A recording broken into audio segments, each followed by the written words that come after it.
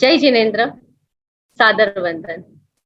જૈન સાહિત્ય એકેડેમી ટ્રસ્ટના આ મંચ ઉપર ફરી એકવાર આપ સૌ કોઈનું સ્વાગત છે અને વિશેષ સ્વાગત છે આપણા સૌના પ્રિય એવા અર્પિતભાઈ શાહનું. જૈન સાહિત્ય એકેડેમી ટ્રસ્ટના મંચ ઉપર જ્યારે જૈન તીર્થોના ભવ્ય ઇતિહાસ અને એની ભવ્ય ગાથાની વાત થઈ રહી છે ત્યારે આપણે જાણીએ છીએ છેલ્લા કેટલાય વખતથી અર્પિતભાઈ આપણને ભારતના અને ખાસ કરીને પૂર્વ ભારતના પ્રાંતમાં જે અજાણ્યા તીર્થો છે તેનો પ્રવાસ કરાવે છે. આઈટી સાથે જોડાયેલા પ્રભુ તમારા પગલે પગલે જેવું પુસ્તક જેમણે લખ્યું છે અને જે પુસ્તકની પાછળ ભાવકો ગાંડા થઈને ફરતા હોય છે અને જીન પૂજા ઇતિહાસ કે પન્નો છે એ પુસ્તક પણ એમની પાસેથી મળ્યું છે. પ્રભુ ભક્તિ જેમના હૃદયમાં છે અને મગજમાં આઈટી નું સોફ્ટવેર ફિટ થયું છે, પણ ક્યાંય એમની ભક્તિમાં કોઈ કચાશ નથી એવા કલકત્તા નિવાસી અર્પિતભાઈ ને ઘણા લાંબા અંતરાળ પછી આપણે આજે મળી રહ્યા છીએ એટલે એમની થોડીક વધારે વાત કરું છું. પણ અર્પિતભાઈ, અમે તમને આ દિવસોમાં ખૂબ મિસ કરતા હતા અને ફરી પાછા તમને આ સ્ક્રીન ઉપર જોઈને આનંદ અનુભવીએ છીએ અને તમારી સાથે બંગાળ અને ઝારખંડના જે તીર્થો છે એના ત્રીજા ભાગ તરફ લઈ જવા તમને નમ્ર વિનંતી કરું છું. અર્પિતભાઈ, સાથે એક બીજી વિનંતી છે કે લાંબો અંતરાળ પડી ગયો છે અને અમે જરા કાચા વિદ્યાર્થીઓ છીએ, તો ગુરુજી થોડુંક પુનરાવર્તન પણ કરાવી આપો. તો સ્વાગત છે અર્પિતભાઈનું. બધાને પ્રણામ. જય જિનેન્દ્ર. બધા સુખ શાંતિમાં હશો. ઘણા સમય પછી આપણે આજે મળ્યા છે અને સાચે કહું તો આ જે અવસર છે જૈન સાહિત્ય એકેડેમી ટ્રસ્ટ દ્વારા જે આજે મોકો મળ્યો છે કે સાથે સાથે મારી પણ યાત્રા થઈ છે, મારી પણ પુનરાવર્તન થઈ છે મારી સાથે, અને આ મંચ દ્વારા, માધ્યમ દ્વારા હું આ બધા સ્થળોને વારંવાર યાદ કરી શકું છું તે મારું સદભાગ્ય, સૌભાગ્ય છે. અને એમ અગર આપણે યાદ કરીએ કે આપણે શરૂઆત કરી કે જૈન તીર્થોનું કોન્સેપ્ટ શું, તેની અવધારણા શું, તેનાથી આપણે શરૂ કર્યું હતું અને ત્યાર પછી આપણે મથુરાના દેવ નિર્મિત સ્તૂપ તરફ ગયા હતા અને ત્યાં આપણે જોયું હતું કે કેવા કેવા પ્રાચીન પુરાતત્વ પુરાવા દ્વારા આપણા ધર્મની પ્રાચીનતા આપણે સિદ્ધ કરી શકીએ છીએ કે મૌર્ય કાળ, શૃંગ કાળ, એ ધીરે ધીરે ગુપ્ત કાળ સુધી આવતા આવતા કુષાણ કાળ, આ બધામાં કેવી રીતે ધીરે ધીરે પરિવર્તન થયું આપણી પ્રતિમાઓમાં, આર્ટમાં. અને એના પછી આપણે ઉત્તર પ્રદેશના તીર્થોની યાત્રા પ્રારંભ કરી, જેની અંદર આપણે હસ્તિનાપુર તીર્થ લીધું. આજે તો ખાસ હસ્તિનાપુર તીર્થ યાદ આવે. ઘણા લોકો આજે ખાતરી, ઘણા લોકોની કાલે ખાતરી જ છે. હસ્તિનાપુર તીર્થની યાત્રા કરી, અહિછત્રા તીર્થની આપણે સ્પર્શના કરી કે જ્યાં પાર્શ્વનાથ ભગવાન ને ઉપસર્ગ થયો હતો કમઠ દ્વારા. પછી આપણે કાંપિલ્યપુરની યાત્રા કરી, વિમલનાથ સ્વામી પરમાત્માના ચાર કલ્યાણક ભૂમિ. આપણે આગ્રાની યાત્રા કરી, સાથે સાથે ફતેહપુર સિકરીની પણ વાત કરી, રોશન મોહલ્લાની વાત કરી જ્યાં ચિંતામણી પાર્શ્વનાથ બિરાજમાન હતા, શીતલનાથ પરમાત્માની વાત કરી કે જે દિગંબર મુદ્રામાં શ્વેતાંબર જિનાલયમાં બિરાજમાન છે. પછી આપણે અયોધ્યા તીર્થની વાત કરી, 19 કલ્યાણકોની ભૂમિની આપણે વાત કરી, એવી અયોધ્યા તીર્થની વાત કરી. તેની અંદર દિગંબર શ્વેતાંબર બંને જિનાલયોની આપણે સ્પર્શના કરી. આપણે શૌરીપુરીના નેમિનાથ ભગવાનના નયન રમ્ય અદ્વિતીય નવા જિનાલયની આપણે વાત કરી, એની આપણે ગયા સ્પર્શના કરી. શૌરીપુરીમાં પ્રાચીન બટેશ્વરમાં દિગંબર જિનાલયના પણ આપણે દર્શન કર્યા. પછી આપણે રત્નપુરીમાં ધર્મનાથ ભગવાનના ચાર કલ્યાણક ભૂમિની સ્પર્શના કરી. શ્રાવસ્તીમાં સંભવનાથ ભગવાનના 4 કલ્યાણક ભૂમિની સ્પર્શના કરી. કૌશાંબી તીર્થમાં શ્રી પદ્મપ્રભુ સ્વામી ભગવાનના 2 નવા સરસ મજાના જિનાલયની આપણે યાત્રા કરી. અને સાથે સાથે આપણે પભોશા પણ ગયા જ્યાં પ્રાચીન અર્વાચીન બંને જિનાલયો વિદ્યમાન છે. પછી આપણે એમાંથી નીકળતા પુરીમતાલ ગયા, અલ્હાબાદ ગયા. અલ્હાબાદમાં અક્ષયવટ જ્યાં શ્રી આદિનાથ પરમાત્માને કેવળ જ્ઞાન ઉત્પન્ન થયું હતું તે ભૂમિની આપણે સ્પર્શના કરી. એમાં બાઈકા બાગમાં શ્વેતાંબર જિનાલયમાં આપણે યાત્રા કરી, દિગંબર જિનાલયમાં યાત્રા કરી અને ત્યાંથી નીકળીને આપણે અલ્હાબાદ મ્યુઝિયમ તરફ પણ ગયા કે અલ્હાબાદ મ્યુઝિયમમાં કેટલા રહસ્ય છુપાયેલા છે જૈન ધર્મના, એના આપણે દર્શન કર્યા હતા. ત્યારબાદ આપણે વારાણસી ગયા. વારાણસીમાં ભેલુપુર, ભદૈની આ બંને જગ્યાની સ્પર્શના કરી. ચિંતામણી પાર્શ્વનાથ ભગવાનના જિનાલયને આપણે યાદ કર્યું કે જ્યાં કમઠ દ્વારા પરમાત્મા પર ઉપસર્ગ જ્યાં પરમાત્માએ કમઠને પ્રતિબોધ કર્યો હતો તે ચિંતામણી પાર્શ્વનાથનું જિનાલય રામઘાટમાં, ત્યાં આપણે યાત્રા કરી. ત્યારબાદ આપણે સિંહપુરી, ચંદ્રપુરી આ બધી કલ્યાણક ભૂમિઓની સ્પર્શના કરતા કરતા આપણે બિહાર તરફ, બંગાળ તરફ યાત્રા કરી. બંગાળમાં આપણે કલકત્તા આદિ જિનાલયોની યાત્રા કરી. સરાગ જાતિના આપણે ગયા. સરાગ જાતિમાં કયા કયા નવા જિનાલયો બની રહ્યા છે, પ્રાચીન કેવા અવશેષો છે, પુરુલિયા આદિ જે સ્થળો છે તે બધાની આપણે યાત્રા કરી હતી. અને ત્યારબાદ આપણે બિહાર તરફ પ્રયાણ કર્યું અને બિહારમાં આપણે પટનાથી શરૂ કર્યું. પટના, વૈશાલી, તેના પ્રાચીન જિનાલયો બધાની આપણે યાત્રા કરતા કરતા પટનાથી આગળ નીકળીને આપણે હવે બિહારની જ યાત્રા આગળ લઈએ છીએ કે જેની અંદર આપણે છેલ્લા ચરણમાં રાજગીરી આદિ જેટલા તીર્થોની યાત્રા કરી, 5 પહાડોની યાત્રા કરી. અને હવે આપણે આજે જે લઈ રહ્યા છે, આજે જે શરૂઆત કરી રહ્યા છે એ પાવાપુરી તીર્થથી શરૂઆત કરીશું કે જે પ્રભુ શ્રી મહાવીર સ્વામી ભગવાનની નિર્વાણ કલ્યાણકની અદ્વિતીય અદ્ભુત ભૂમિ. અને આજે એવી વાતો આજે આપણે રજૂ કરશું અને એવા તીર્થોની સ્પર્શના કરશું કે આપણામાંથી ઘણા મોટા ભાગના લોકોને ખબર પણ નહીં કે એવા તીર્થો છે અને એવા પ્રાચીન તીર્થો છે.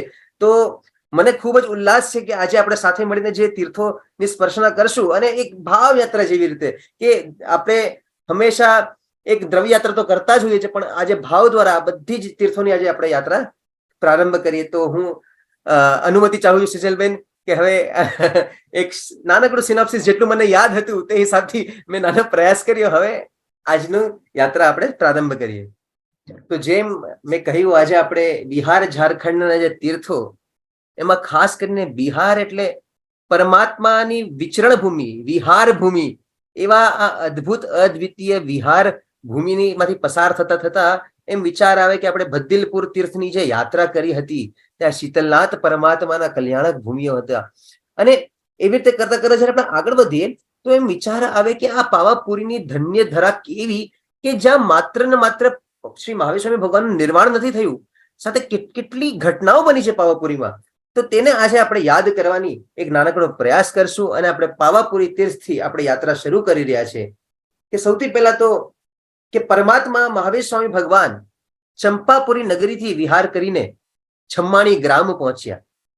છમ્માણી ગ્રામ પહોંચીને પ્રભુ ધ્યાનસ્થ મુદ્રામાં લીન છે અને ત્યાં જ ગોવાળાએ પરમાત્માના કાનમાં ખીલા ઠોકીને ઉપસર્ગ કર્યો. આપણે સામાન્ય ભાષામાં ખીલા ઠોકવાની વાત કરીએ છીએ. એકચ્યુઅલી ટેકનિકલ ટર્મ્સમાં જઈએ તો કાશ નામનું એક અણીદાર ઘાસ હોય, એ કાશ નામના અણીદાર ઘાસ ને પરમાત્માના કાનની અંદર એને નાખવામાં આવ્યા હતા. એટલે આપણે સામાન્ય ભાષામાં ખીલા ઠોકીએ એમ કહીએ છીએ. તો એ ઉપસર્ગ પરમાત્માને થયો અને આ ઉપસર્ગ થયા બાદ પ્રભુએ વગર કોઈ વેદનાને વ્યક્ત કરે તેઓ આગળ વધીને વિહાર કરતા કરતા પાવાપુરી પહોંચ્યા. આ પાવાપુરી નગરીમાં ખરક નામના વૈદ્યએ પ્રભુનો શલ્ય જાણ્યો અને એમને તેલના એક ટેન્કરમાં જેવું બેસાડીને અને ત્યાંથી માલિશ કરીને ધીરે ધીરે ધીરે કરીને પ્રભુના કાનમાંથી આ ખીલા કાઢ્યા. અને ત્યારે પ્રભુને કેવી વેદના થઈ, છતાં પણ પ્રભુ સમતા ભાવમાં રહ્યા. એવી આ અદ્ભુત પાવાપુરીની ભૂમિ કે જ્યાં સૌથી પહેલા જે છેલ્લો ઉપસર્ગ, છદ્મસ્થ અવસ્થાનો પરમાત્મા શ્રી મહાવીર સ્વામી ભગવાનનો છદ્મસ્થ અવસ્થાનો છેલ્લો ઉપસર્ગ જે થયો હતો તેનું નિરાકરણ જ્યાં થયું હતું, જેનો ઉપચાર જ્યાં થયો હતો, એવી આ ધન્ય પાવાપુરીની ભૂમિ છે. પછી જે ભૂમિ ઉપર કે પરમાત્મા શ્રી મહાવીર સ્વામી ભગવાનને કેવળ જ્ઞાન થયા બાદ રુજ્વાલિકામાં કેવળ જ્ઞાન તો થયું, પણ ત્યાં પ્રભુની દેશના નિષ્ફળ ગઈ. પ્રભુનું કલ્યાણક આવી રહ્યું છે. હમણાં ખૂબ જ ટૂંક સમયમાં પ્રભુ શ્રી મહાવીર ભગવાનનું કેવળ જ્ઞાન કલ્યાણક આવી રહ્યું છે. અને એના પછીના દિવસે તેઓ પ્રભુએ જે ભૂમિ ઉપર શાસનની સ્થાપના કરી એવા આ અદ્ભુત પાવાપુરીની ભૂમિ છે. અને જ્યાં ચતુર્વિધ સંઘની સ્થાપના કરી, સાથે સાથે 11 ગણધર ભગવંતોને જ્યાં દીક્ષા આપી, એવા આ અદ્ભુત પાવાપુરીની ભૂમિ છે. જે ભૂમિ ઉપર ભગવાન મહાવીર સ્વામી એ 16 પ્રહરની છેલ્લી અંતિમ દેશના આપી. આજે પણ જે ઉત્તરાધ્યયન સૂત્રમાં ગુંફાયેલી છે એવા આ અદ્ભુત પાવાપુરીની ભૂમિ છે. અને જેના માટે આપણે સહુ જ જાણીએ છીએ કે આ અદ્ભુત કલ્યાણક ભૂમિ છે, જ્યાં પ્રભુ શ્રી મહાવીર સ્વામી ભગવાનના નિર્વાણ પદની પ્રાપ્તિ થઈ હતી અને જ્યાં દીપોત્સવી પહેલી વાર મનાવવામાં આવી હતી. એવી આ પાવાપુરીની ભૂમિ છે. તો આપણે વિચાર કરીએ કે આપણને કોઈ કહે પાવાપુરી તો આપણને મનમાં એક જલ મંદિર આવે, બસ એક જલ મંદિર દેખાય અને યાદ આવે કે અહીં પરમાત્માનું નિર્વાણ કલ્યાણક થયું હતું. પણ કેટલી ઘટનાઓ અહીં બની ગઈ છે અને એને આપણે આજે અલગ અલગ ભૂમિઓ દ્વારા એને યાદ કરવાનો પ્રયાસ કરશું. તો આ પાવાપુરીની જયારે આપણે વાત કરીને તો જેટલા પણ પરમાત્મા મહાવીર સ્વામી ભગવાનના કલ્યાણક ભૂમિઓ છે એ બધી વિવાદાસ્પદ છે. કે દિગંબર અને શ્વેતાંબર માન્યતામાં બધી જ અલગ અલગ સ્થળે માનવામાં આવે છે. કે ચાહે તમે ચવન જન્મ દીક્ષા કલ્યાણક કહો તો શ્વેતાંબર પરંપરાની માન્યતા અલગ છે, દિગંબર પરંપરાની માન્યતા અલગ છે. યદિ આપણે કેવળ જ્ઞાન કલ્યાણકની વાત કરીએ એમાં પણ બંનેની માન્યતાઓ અલગ અલગ છે. માત્ર પાવાપુરી જ એક એવી ભૂમિ છે કે જ્યાં બંને પરંપરાઓ એક મત છે કે પાવાપુરીની વર્તમાન ભૂમિ આ જ છે. પણ અહીંયા ખૂબ દુઃખની વાત છે કે ઇતિહાસકારો આ વાતથી સહેમત નથી. ઇતિહાસકારોનું માનવું છે કે પાવાપુરીનું વર્તમાન સ્થાન કોઈ બીજું છે.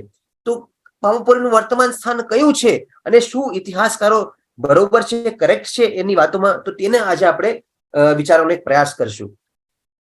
તો અસલ પાવાપુરી કહા તો આપણે જે માન્યતા છે દિગંબર તથા શ્વેતાંબર પરંપરાની બેની માન્યતા છે કે બિહારના નાલંદા જિલ્લામાં જે પાવાપુરી ગામ છે તે એ પાવાપુરીનું જે અપાપાપુરી કયો કે મધ્યમાં પાવા કયો એ સ્થળ છે કે જ્યાં પ્રભુ મહાવીર ભગવાનને નિર્વાણ પદની પ્રાપ્તિ થઈ હતી. પણ ઇતિહાસકારો અને એવા નહીં મોટા મોટા ઇતિહાસકારો doctor Hermann Jacobi, doctor Kailashchand Jain, doctor Sagarmal Jain, આ બધાનું એક માનવું છે કે આ જે પાવાની એકચ્યુઅલ ભૂમિ છે એ પડરૌનામાં છે, જે કુશીનગર ડિસ્ટ્રિક્ટ ઉત્તર પ્રદેશમાં છે. હવે આ બંને જગ્યાઓ વચ્ચે 300 કિલોમીટરનો ગેપ છે. તો આટલી દૂર અને આવી માન્યતા કેમ છે તેને આપણે સમજવાનો એક પ્રયાસ કરશું કે ઇતિહાસકારો કેમ આવું માને છે. તો ઇતિહાસકારોનું કેવું છે કે જ્યારે ભગવાન મહાવીરનું નિર્માણ થયું હતું, જ્યારે મોક્ષ ગતિએ પ્રાપ્ત કર્યું હતું, ત્યારે પાવામાં હસ્તિપાલ રાજાનું શાસન હતું અને હસ્તિપાલ રાજાનું શાસન એમના રાજ્યમાં હતું અને એમથી ખૂબ જ નજીક રાજગૃહીમાં અજાતશત્રુ કોણિકનું શાસન હતું. અગર આજે પણ આપણે રાજગીર અને પાવાપુરીનું અંતર કાઢીએ તો માત્ર 18 કિલોમીટરનું અંતર છે. તો ઇતિહાસકારોનું માનવું છે કે બે સ્વતંત્ર સામ્રાજ્ય વચ્ચેનું અંતર 18-23 કિલોમીટર કેવી રીતે હોઈ શકે. અને એમાં એ પણ જોવાની વાત છે કે જે હસ્તિપાલનું શાસન હતું અને જે કોણિકનું શાસન હતું એમાં ઘણો બધો અંતર હતો. કોણિકની જે શાસન હતું એ મોનાર્કી હતી, જ્યારે હસ્તિપાલનું શાસન હતું ગણતંત્ર ગણરાજ્ય હતું. તો આ બે અલગ અલગ માન્યતા ધરાવતા સ્વતંત્ર રાજ્યોની રાજધાની આટલી નજીક કેવી રીતે હોઈ શકે. પછી તેમનું બીજું માનવું છે કે અગર આટલું નજીક હતું રાજગીરી ને પાવાપુરી, અગર માત્ર 18 કિલોમીટરનો ડિસ્ટન્સ હતો, તો અજાતશત્રુ કોણિકે પ્રભુ શ્રી મહાવીર સ્વામી ભગવાનના નિર્વાણ કલ્યાણના દિવસે હાજરી કેમ નહોતી આપી? તેઓ તો ભગવાન મહાવીરના પરમ ભક્ત હતા, પણ કોઈ પણ ગ્રંથમાં એવું વિવરણ નથી કે અજાતશત્રુ કોણિકે ત્યાં હાજરી આપી હોય.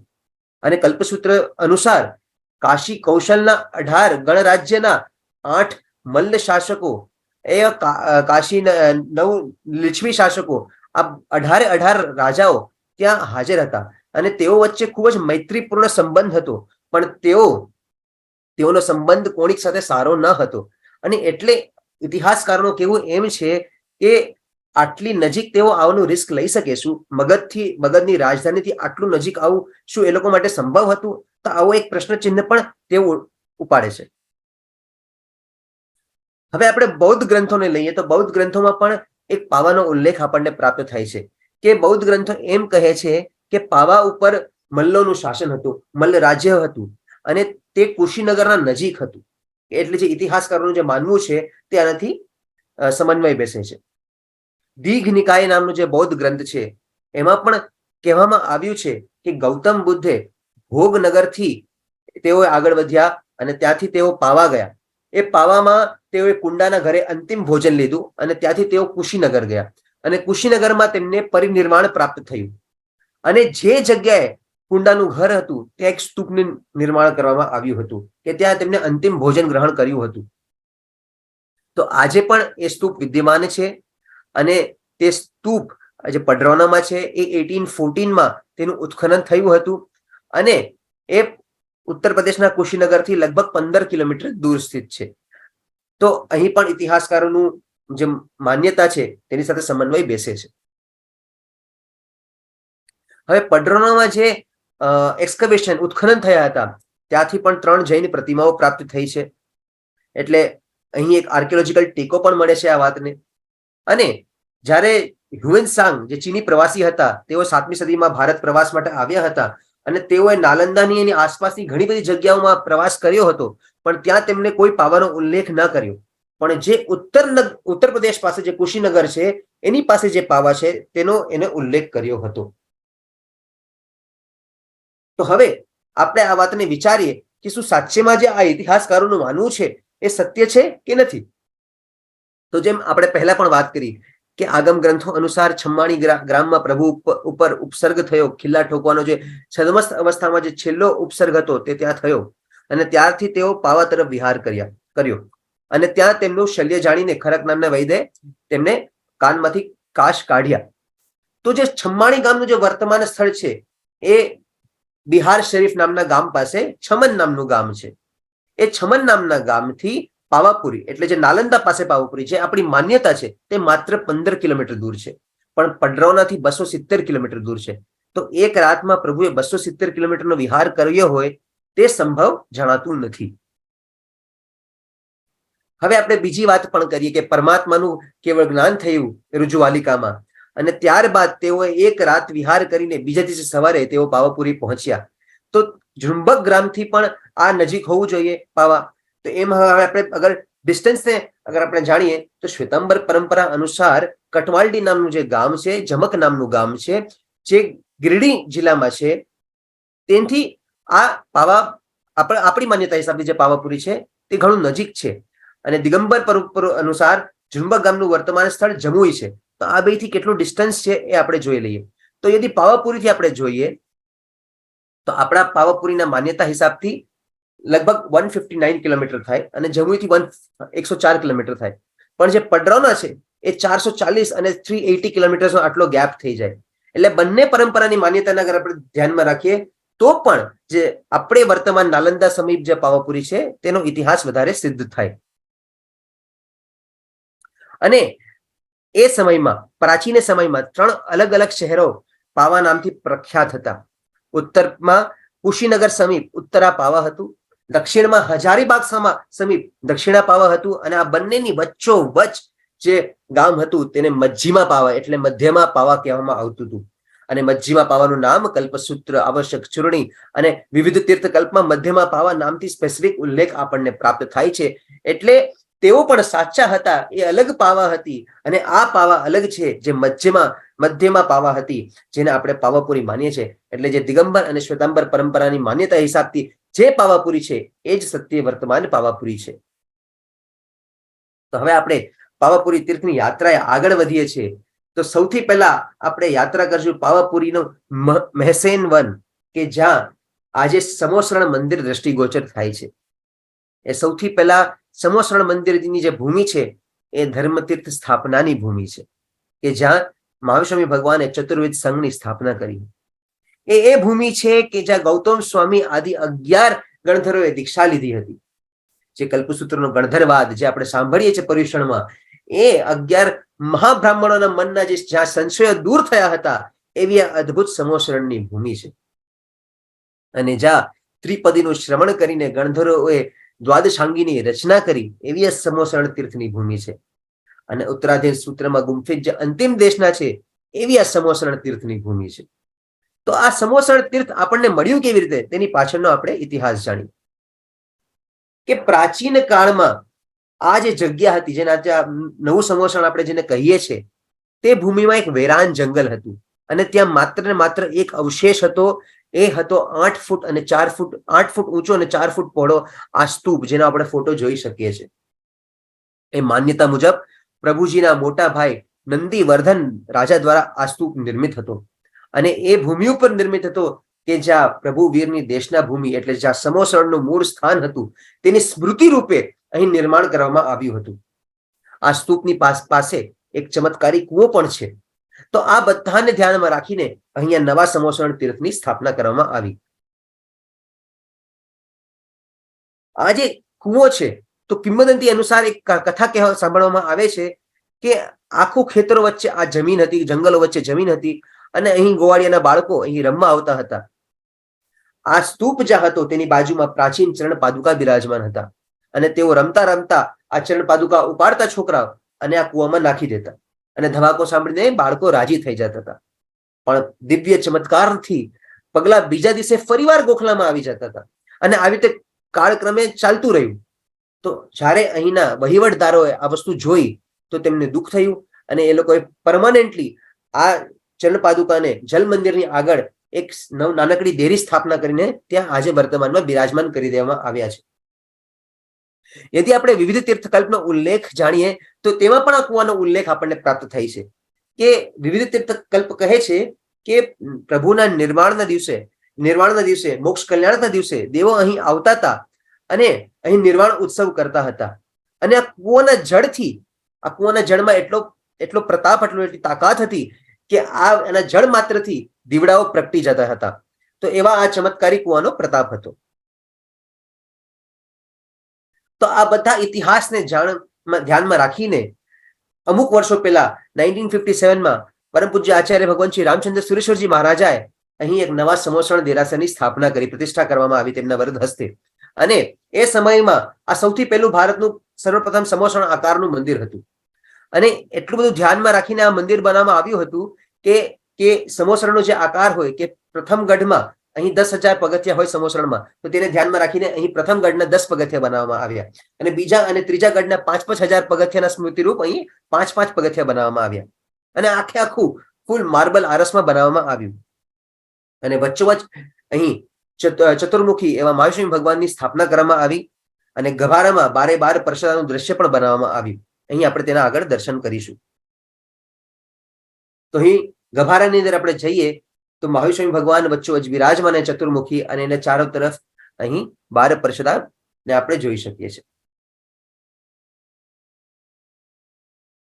આ જ પરિસરની અંદર, આ સમોસણ મંદિરના પરિસરની અંદરમાં જ આરાધના મંદિરની પ્રતિષ્ઠા 1978માં થઈ હતી અને અહીં વિશાળકાય એવા અદ્ભુત મહાવિષ્ણુ ભગવાનની સરસ મજાની આરસ પાષાણમાં પ્રતિમા બનાવવામાં આવી છે.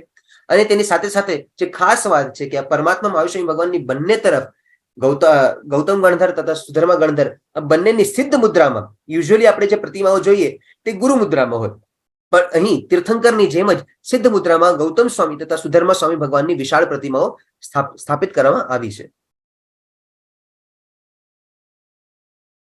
સમોસરણ મંદિરથી હવે આગળ વધતા આપણે ગામ મંદિર જઈએ અને આ ગામ મંદિરની ખાસિયત શું છે કે આ ગામ મંદિર એ ભૂમિ છે કે જ્યાં શ્રી મહાવીર સ્વામી ભગવાનનું નિર્વાણ થયું હતું. એવા અદ્ભુત ગામ મંદિરની આપણે યાત્રા કરશું. તો માન્યતા હિસાબથી હસ્તિપાલ રાજાની રજ્જુશાળા એટલે જે પ્રભુની નિર્વાણ ભૂમિ હતી એ આ જગ્યા ઉપર સ્થિત હતી. અને 1642માં મુઘલ બાદશાહ શાહજહાનના રાજ્યમાં સંઘવી સંગ્રામ ચોપડા નામના વ્યક્તિએ જે બિહાર શરીફમાં રહેતા હતા તેઓ દ્વારા ખરતરગચના આચાર્ય શ્રી જીનરાજ સુરેશ્વરજી મહારાજાના નિશ્રામાં અહીંનો જીર્ણોદ્ધાર કરાવ્યો. અહીં પ્રાચીન પાદુકા બિરાજમાન હતા. એને ધ્યાનમાં રાખીને અહીં આખું નવું જિનાલય બનાવ્યું અને નવા જિનાલયમાં નવા ચરણ પાદુકા સ્થાપિત કર્યા. અને ત્યારબાદ કાળાંતરમાં આના અલગ અલગ જીર્ણોદ્ધાર થતા રહ્યા. એના પછી 1886માં મહતાબ કુબરી દ્વારા અહીં જીર્ણોદ્ધાર થયું અને વિશાળ ધર્મશાળાનું નિર્માણ થયું. અને ત્યારબાદ હાલમાં 1974માં કે જ્યારે મહાવિષ્ણુ ભગવાનના નિર્વાણના 25મી વર્ષગાંઠ હતી તે ઉપલક્ષમાં અહીં ફરીથી આખું જીર્ણોદ્ધાર થયું અને ખરતરગચના આચાર્ય કાંતિસાગરજી દ્વારા અહીં પૂરું નવીનીકરણ કરવામાં આવ્યું.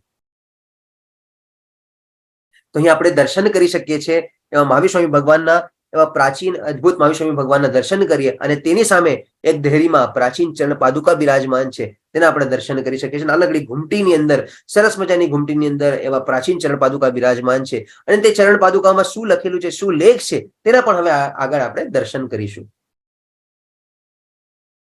તો અહીં મૂળમાં શ્રી મહાવિષ્ણુ ભગવાન છે કે જે 1886માં મહેતાબ કુંવરી દ્વારા જે જીર્ણોદ્ધાર થયો હતો તે સમયમાં જે તેમની પ્રતિષ્ઠા થઈ હતી. પહેલા અહીં માત્ર ચરણ પાદુકા હતા પણ ધીરે ધીરે અહીં પ્રતિમાઓની પણ સ્થાપના થવાની શરૂ થઈ ગઈ. તો કે જે જીર્ણોદ્ધારમાં જે ચરણ પાદુકા સ્થાપિત કરવામાં આવ્યા 1642ના જીર્ણોદ્ધારમાં એ અહીં આપણે એના ચરણ પાદુકાના દર્શન કરી શકીએ છીએ. અને તેમાં ખૂબ જ સ્પેસિફિક લખેલું છે એ લેખમાં કે આ જ ભૂમિ છે કે જ્યાં પ્રભુ શ્રી મહાવીર સ્વામી ભગવાનનું નિર્માણ થયું હતું અને આ જ ભૂમિમાં મહિત્યાણ જ્ઞાતિના એવા સંગ્રામ સંઘ નાયકે આ ચરણ પાદુકાની સ્થાપના કરી હતી. આ જિનાલયની અંદર હજી પણ પ્રાચીન અર્વાચીન ચરણ પાદુકાઓ છે તેના આપણે દર્શન કરી શકીશું. કે અહીં એક ડાબી તરફના ગોખલામાં એક પ્રાચીન ચરણ પાદુકા બિરાજમાન છે અને જેને પણ પૂછીએ તો તે કહે કે નંદીવર્ધન રાજા દ્વારા નિર્મિત પાદુકા છે, પણ તેવું સત્ય નથી. એ વાસ્તવમાં આ 1589માં જસરાજ દ્વારા ભટ્ટારક શ્રી હીર વિજયસુરેશ્વરજી મહારાજાની નિશ્રામાં આ ચરણ પાદુકાની પ્રતિષ્ઠા કરવામાં આવી હતી. એવા પ્રાચીન ચરણ પાદુકા મહાવીર ભગવાનના અહીં બિરાજમાન છે, તેના આપણે દર્શન કરીશું. અને જમણી તરફમાં યદિ આપણે જોઈએ તો 1642માં જ કે જ્યારે આપણે પહેલાના ચરણ પાદુકા જોયા, એક સ્લાઇડ પહેલા જે ચરણ પાદુકા જોયા, તે જ સમયમાં આ પણ ચરણ પાદુકા સ્થાપિત કરવામાં આવ્યા હતા, જેની અંદર 11 ગણધર ભગવંતોની ચરણ પાદુકાઓનો સમાવેશ કરવામાં આવ્યો છે, જે જીનરાજ સુરેશ્વરજી મહારાજાની નિશ્રામાં અહીં પ્રતિષ્ઠા કરવામાં આવી હતી. જે સૌથી રિસેન્ટ જીર્ણોદ્ધાર થયો, જે લેટેસ્ટ જીર્ણોદ્ધાર થયો, તો તે સમયમાં જે 1974માં જીર્ણોદ્ધાર થયો, તે સમયે રાજસ્થાનના જેસલમેર તીર્થથી 2 મહાવીર સ્વામી ભગવાનની સરસ મજાની જેસલમેર સ્ટોનમાં પ્રાચીન પ્રતિમાઓ કે જેની પ્રતિષ્ઠા 1562માં થઈ હતી, એવી આ પ્રાચીન પ્રતિમાઓ અહીં લાવવામાં આવી અને અહીં તેની સ્થાપના કરવામાં આવી. એ બંને પ્રાચીન પ્રતિમાઓ આજે આ જિનાલયમાં બિરાજમાન છે અને ખૂબ જ અદ્ભુત, સુંદર, વિશાળ એવી પ્રતિમાના આપણે દર્શન કરી શકીએ છીએ. નમો જીનાણમ. આ જિનાલયની અંદર અનેક પ્રાચીન બિંબો બિરાજમાન છે, તેના આપણે દર્શન કરીએ.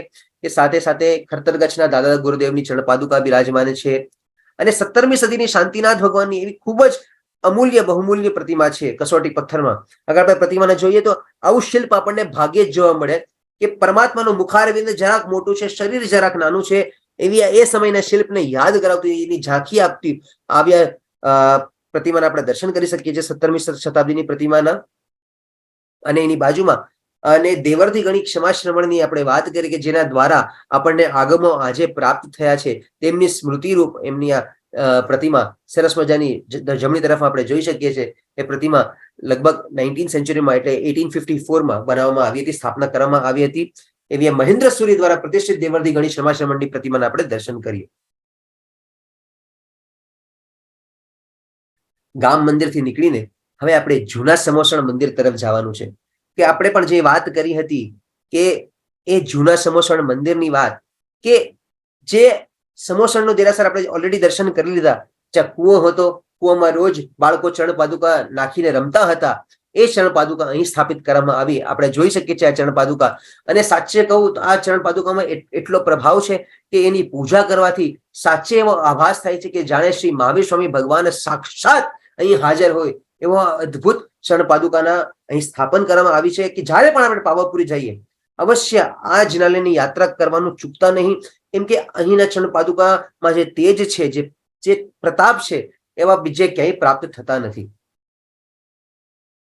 તો અહીંની પ્રતિષ્ઠા બાબુ ગોવિંદચંદજી સુંચેતીએ જળ મંદિરની અંદર, જળ મંદિરની પાસે એક નાની દેરી બનાવીને અહીં સ્થાપના કરવામાં આવી છે. આજે પણ જલ મંદિરથી નીકળતા જ ડાબી તરફમાં આ ઘૂંટીના દર્શન થાય છે અને ત્યાં પ્રાચીન ચરણ પાદુકા બિરાજમાન છે મહાવીર સ્વામી ભગવાનના.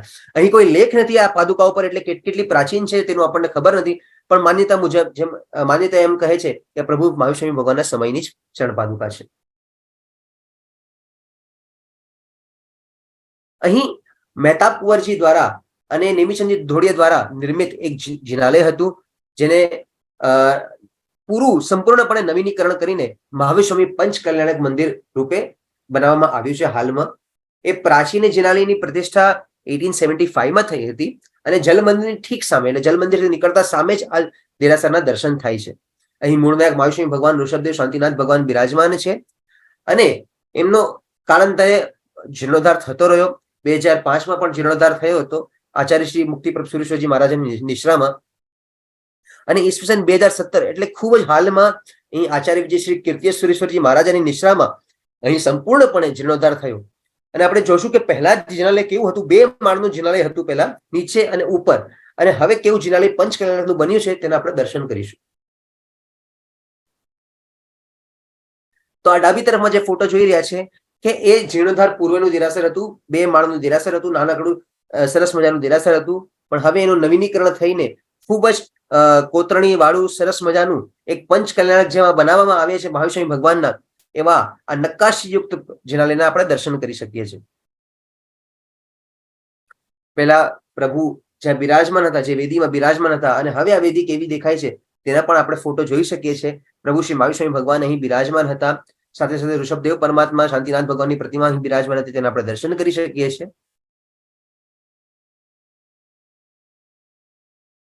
છે કે ડાબી તરફના ફોટામાં જોઈ શકીએ છીએ ગૌતમ ગણધર અને સુધર્મા ગણધરની આવી સરસ મજાની બેનમૂન પ્રતિમા અને સાથે સાથે ગુરુ મુદ્રામાં પ્રતિમા અને નીચે ચરણ પાદુકાના આપણને દર્શન થાય છે. એવા સરસ મજાની કોતરણી યુક્ત દેરાસરમાં મહાવિષ્ણુ ભગવાનની પણ જમણી તરફ આપણે પ્રતિમાના દર્શન કરી શકીએ છીએ. અને હવે આપણે જઈ રહ્યા છીએ પાવાપુરીના મુખ્ય સ્થળ, મુખ્ય ભૂમિ કે જેને આપણે જલ મંદિર કહીએ છીએ. અને જે જલ મંદિર બંને પરંપરાની થોડીક અલગ અલગ માન્યતા છે. શ્વેતાંબર પરંપરા અનુસાર થોડીક અલગ માન્યતા છે, દિગંબર પરંપરા અનુસાર અલગ માન્યતા છે. તો પણ બંને આ ભૂમિને ખૂબ જ માને છે.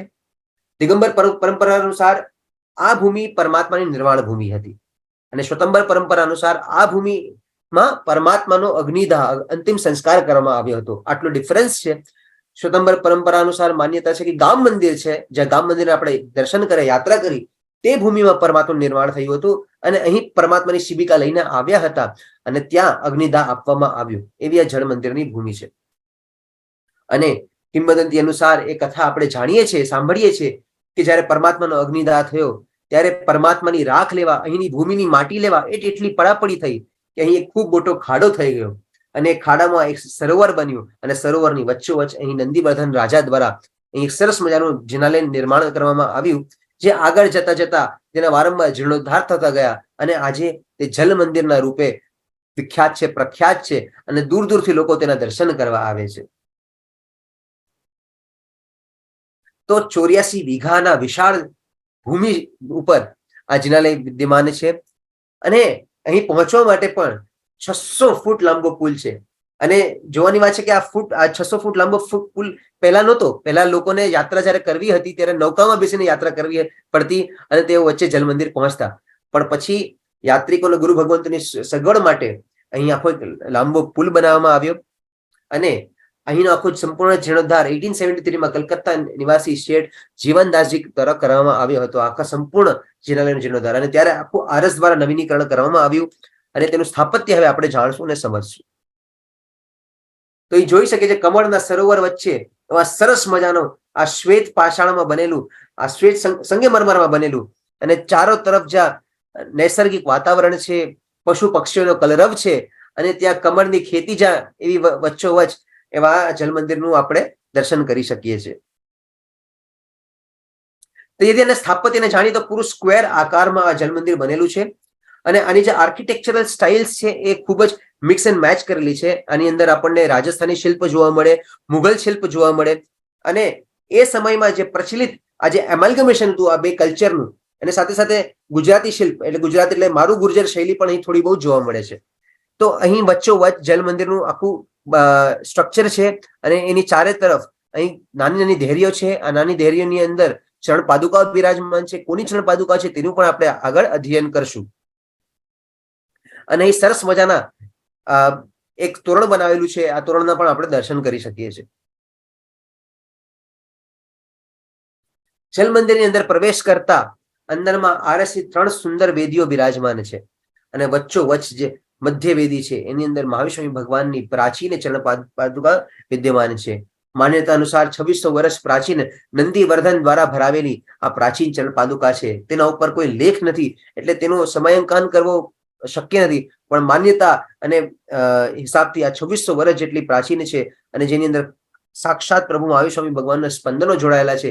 એવી અદ્ભુત જળ મંદિરની સૌથી ઇમ્પોર્ટન્ટ ભૂમિ કહી શકાય તે ત્યાં જ્યાં ચરણ પાદુકા બિરાજમાન છે અને તેની ઉપર છત્ર બિરાજમાન છે. એવા સરસ મજાની ઘૂંટીની અંદર આ ચરણ પાદુકા બિરાજમાન છે અને બંને તરફ અગર આપણે જોઈએ તો ગણધર સુધર્મા સ્વામી અને ગણધર ગૌતમ સ્વામીની ચરણ પાદુકા બિરાજમાન છે. ડાબી વેદીમાં સુધર્મા સ્વામીમાં અને જમણી વેદીમાં ગૌતમ સ્વામીની ચરણ પાદુકા બિરાજમાન છે. અને આ બંને ચરણ પાદુકાની પ્રતિષ્ઠા 1879માં થઈ છે. તેને આપણે દર્શન કરી શકીએ છીએ કે પ્રભુ મહાવીર સ્વામીને યાદ કરતા જ આપણને ગૌતમ સ્વામી, સુધર્મા સ્વામી યાદ આવે જ અને તેમની સ્મૃતિરૂપ અહીં ચરણ પાદુકા સ્થાપિત કરવામાં આવી છે. અહીં પહેલાના સમયમાં લગભગ 13મી સદીની એકદમ શરૂઆતમાં આચાર્ય શ્રી અભયદેવ સુરેશ્વરજી મહારાજાએ અહીં એક પ્રતિમાની પ્રતિષ્ઠા કરી હતી. એ પ્રતિમા અહીં રહેતી હતી અને સાથે સાથે લોકો પૂજા કરતા હતા, પણ કાળક્રમે આ પ્રતિમા અહીં રખાતી નથી. માત્ર પૂજા આદિ જ્યારે પ્રસંગો થાય, મોટા દિવસો હોય ત્યારે જ આ પ્રતિમા કાઢવામાં આવે છે અને તેની પૂજા અહીં કરવામાં આવે છે. અહીં આપણે ફોટો જોઈ શકીએ છીએ. એ પ્રતિમા નાનકડી પંચધાતુની પ્રાચીન ઈસવીસન 1206 ની પ્રતિષ્ઠિત કરેલી અભયદેવ સુરશિવજી મહારાજા દ્વારા પ્રતિષ્ઠિત કરેલી પ્રતિમા આપણે દર્શન કરી શકીએ છીએ. અને હવે આપણે નિર્માણ કલ્યાણકની અમુક ક્ષણોને યાદ કરીએ. નિર્માણ કલ્યાણકના દિવસે આ પ્રભુ ઉપર આજે ચરણ પાદુકા છે એની ઉપર આંગી ચડાવવામાં આવે છે. આ ચાંદીની સરસ મજાની આંગી જેની અંદર હીરા સ્ટોન્સ પણ જડેલા છે. એવી સરસ મજાની આંગીને આપણે દર્શન કરીએ. એ દિવાળીનો દિવસ છે અને ત્યાં લાખો લોકોની માનવ મેદની આવેલી છે અને બધા જ પ્રભુના દર્શન કરવા તડપી રહ્યા છે. અને એ સમયમાં દેવડાઓના ટમટમતા પ્રકાશમાં કેટલી સરસ આ દ્રશ્ય હતા, કેવો ક્ષણ હશે. અને એ સમયમાં આપણે વિચાર કરીએ કે મહાવીર સ્વામી ભગવાન આપણને છોડીને વયા ગયા. આપણે બધાએ ગૌતમ સ્વામી ભગવંતનો વિલાપ જાણ્યો, સાંભળ્યો હશે, ગુરુ મુખે સાંભળ્યો હશે. પણ ક્યારે આપણી ઈચ્છા થઈ કે આપણે પણ ક્યારે વિલાપ કરીએ? આપણી એવી આત્મીયતા બંધાણી છે.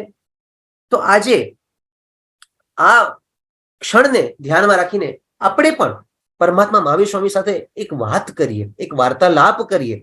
અને વાર્તાલાપ દ્વારા એક પરમાત્મા સુધી પહોંચવાનો, એમની સાથે વાત કરવાનો અને તે નિર્વાણની ક્ષણ માણવાનો એક નાનકડો પ્રયાસ કરીએ. બધાને વિનંતી છે કે આ ક્ષણ, આ ધ્યાનથી આ વસ્તુને જોવે અને એક મનમાં વિચાર કરે કે હે પરમાત્મા, કે તારું આ કેવું સરસ સ્વરૂપ હતું કે તું આ પાવાપુરી નગરીમાં તે અંતિમ દેશના દીધી હતી.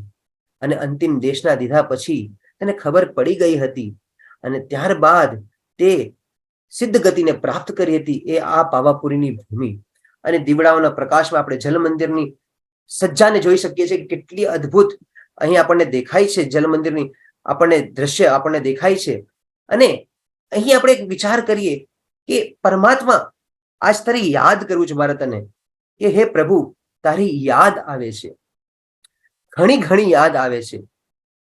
યાદ આવે છે તે સાંજ, યાદ આવે છે તે સાંજ હે પ્રભુ, કે જે સમયે છેલ્લી વાર તે મારી સામે જોયું હતું. તારી આંખો યાદ આવે છે,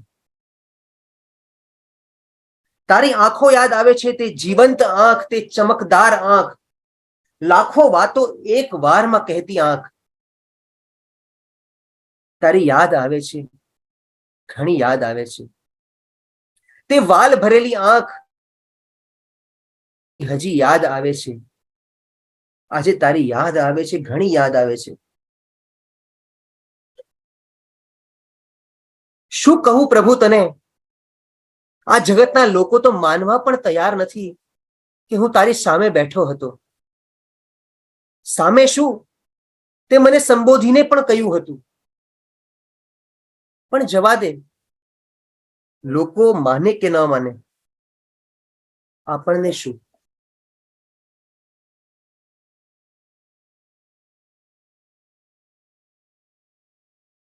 મને બસ મનમાં એવો ખ્યાલ આવે છે હે પ્રભુ કે લોકો આપણને માને ન માને, પણ તને તો યાદ છે ને બધી વાત પ્રભુ.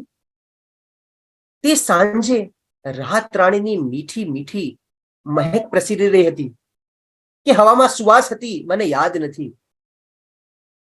ઝરમર વરસાદ હતો કે શીતલ પવનની ઠંડક હતી, મને યાદ નથી. બસ એટલું જ યાદ છે કે સમસ્ત વાતાવરણમાં મને તારું જ, માત્ર તારું જ સ્મિત આકર્ષી રહ્યું હતું. પણ કોણ જાણે, કઈ બરાબર નહોતું લાગતું. હું ઘણો મૂંઝવણમાં હતો. ચારે તરફ ઉદાસીનતા છવાયેલી હતી. મન અસમંજસમાં હતું કે તને પ્રેમ ભરીને નિહાળું કે તારી વાતો સાંભળું. જો તારી આંખોને નિહાળતો તો એટલો ખોવાઈ જતો કે તારું બોલેલું કશું સંભળાતું નહીં, તારું સાંભળ્યું નહીં. એટલે આજે હું અહીંયા છું અને તું ત્યાં. ખેર, વાંધો નહીં, તું નહીં પણ તારી યાદ સાથે છે. ઢળતી સંધ્યાએ ચંદ્રમાની કમી નહોતી લાગતી. તારા ચહેરાનો નૂર,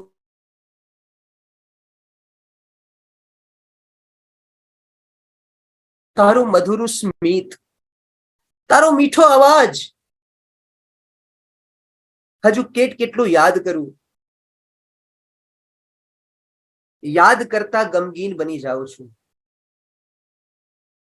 આંખમાંથી આંસુ વહી જાય છે. પણ તને શું? મને મૂકીને જવામાં તને ક્યાં દુઃખ થવાનું હતું? મને તારી કમી મહેસૂસ થાય છે, તને ક્યાં થવાની હતી? તને મારો પ્રેમ ક્યાં દેખાવાનો હતો? મારું સર્વસ્વ તુજને અર્પિત કરી દીધું હતું, પણ તને શું ફરક પડવાનો હતો? દરરોજ જ્યાં તું હોય ત્યાં તારો પડછાયો બનીને સાથે રહેતો. તને જોવા, તને સાંભળવા, તને નિહાળવા તારી સાથે રહેતો.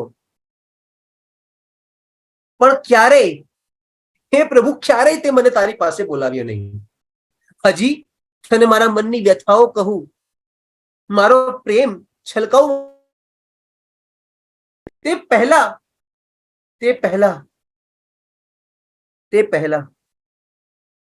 તે અંધારી રાતે તું મને મૂકીને વયો ગયો.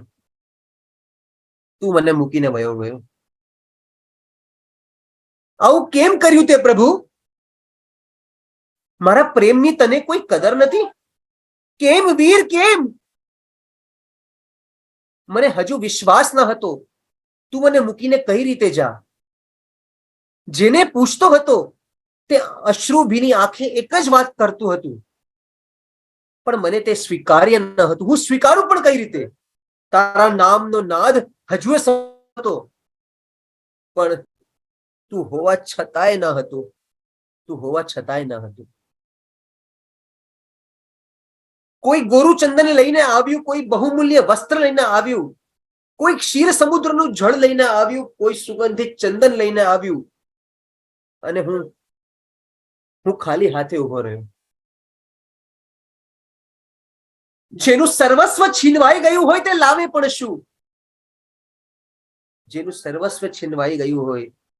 લાવે પણ શું? છતાંય તારા દેહનું એકમાત્ર આશ્વાસન હતું. મૌન તો મૌન, તું હાજર તો હતો. બંધ તો બંધ, તારી આંખો તો હતી. સ્થિર તો સ્થિર, તારી કાયા તો હતી. આત્મા વિના પણ તારી હાજરી તો જાણે જીવંત જ હતી. મને મન થયું તને બધાથી કઈ દૂર લઈ જાઉં, બસ જ્યાં તું અને હું, બીજું કોઈ ના હોય. પણ એ શક્ય ક્યાં હતું? હજુ કંઈ પણ વિચારું તે પહેલા બધા તને શિબિકામાં બેસાડીને મારાથી દૂર લઈ ગયા. એટલું દૂર કે જ્યાં પહોંચવું મારી માટે શક્ય ન હતું. હું હિપકા ભરીને રડતો રહ્યો અને પોકારતો રહ્યો, પણ કોઈએ મારી એક વાત ના સાંભળી. કોઈએ શું, હે પ્રભુ, તે પણ મારી વાત ના સાંભળી. શું તને મારા આંસુઓના દરેક બૂંદમાં છલકાતો પ્રેમ ના દેખાયો? તારા આ દેહનો સ્પર્શ પણ મને ના મળ્યો. માન્યું કે મેં ઘણા અપરાધ કર્યા હતા, પણ મારા અપરાધોની આવી સજા, મારા જન્મો જન્મની પ્રીતિનું આ ફળ. તે અમાવસની રાતે તારા દેહનો એક જ તેજ હતો, જે અગ્નિમાં ભળી સદૈવ માટે બુઝાઈ ગયો. તું ગયો તે મારા હાથમાં ન હતું. પણ તને મુજથી હંમેશ માટે દૂર કરનારી તે અગ્નિને હું ક્યારેય માફ કરીશ નહીં. આવી આખરી વિદાય, આવી ક્રૂરતા. ભડકતી અગ્નિમાં મારે આ રૂએ તાપ સળગતો હતો. તે દ્રશ્ય મારી આંખે જોવાયેલું નહીં. રહી સહીને મારી તમામ આશા બળીને ભસ્મીભૂત થઈ ગઈ. તે તેજ સામે હું કેટલીય ઘડી ઉભો રહ્યો, છતાંય તે મને આવકાર આપ્યો નહીં. અગ્નિ શાંત થઈ, પણ મારા હૃદયની બળતરા એવી જ રહી. બધાને પણ તારા દેહની ભસ્મ લેવા પડાપડી કરી. થોડી હાથમાં આવી તો એના કણ કણમાં તને શોધ્યો. તને ખબર નહીં હોય, પણ જે પ્રશ્નો મારે તને પૂછવા હતા ને, એ બધા જ પ્રશ્નો એ ભસ્મના દરેક કણને મેં પૂછ્યા. શું તે વિચાર્યું તારા વિના મારું શું થશે? શું તે વિચાર્યું કે તારા વિના હું એકલો પડી જઈશ? શું તે વિચાર્યું કે તારા વિના આ અસાર સંસાર સામે કેવી રીતે લડીશ? ભસ્મના દરેક કણને આ બધું જ પૂછવા છતાં કોઈ જવાબ મળ્યા નહીં. તારા તેજની કમી પૂરી પાડવા લોકોએ દીવડાઓ પ્રગટાવ્યા, પણ આ દુનિયાને સમજાવે પણ કોણ કે ટમટમતા દીવડાઓ તે રાત્રિના અંધકારને ચીરવામાં અસફળ રહ્યા હતા. જ્યારે હૃદયનો દીપક જ બુજાઈ ગયો, પછી માટીના કોળિયા શું કરવાના? હું અનાથ બની ગયો હતો પ્રભુ. મને ખબર હતી તું આવવાનો નથી, છતાંય મારા પાગલ મને આશા ના છોડી. તારી વાટ જોઈને બેસી રહ્યો. ઘણી રાહ જોઈ. દિવસો, ઋતુઓ, વર્ષો વીત્યા. દરેક શ્વાસમાં તારું સ્મરણ કર્યું, દરેક ક્ષણમાં તારા ભણકારા સાંભળ્યા, પણ તું ના જ આવ્યો. એક એ દિવસ હતો અને તે આજનો દિવસ છે. આજે પણ તે પવન રાત રાણીની મહેક લઈને આવ્યો તો તે ક્ષણો યાદ આવી ગઈ. ઝરમર વરસાદ પડ્યો અને મારી આંખમાં ચોમાસું બેસી ગયું. આજે તું નથી, બસ તારી યાદ સાથે છે. આ જગતને કેવી રીતે સમજાવું કે મને તારા વિના ચાલતું નથી? તારા વિના બધું જ સૂનું છે. તારા વિના હું એકલો છું. હંમેશ એકનું એક ઘૂંટણ તારી સામે કર્યા કરું છું, પણ તને ફરક પડતો જ નથી. તે દિવસથી લઈને આજ દિવસ સુધી મારી એક જ અરજ છે, મારું બધું જ ભલે કોઈ લઈ લે, મારું બધું જ ભલે કોઈ લઈ લે, બસ એકવાર તને જોવાનો, તને માણવાનો, તને નિહાળવાનો એક અવસર આપી દે.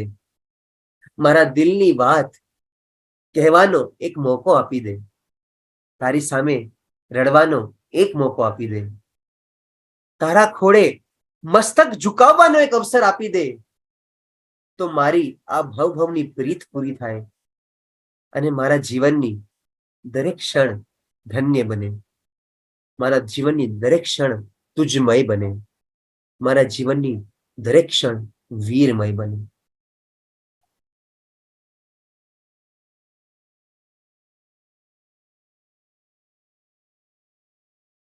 દેવો મારા મહાવીરને સંદેશો કહેજો,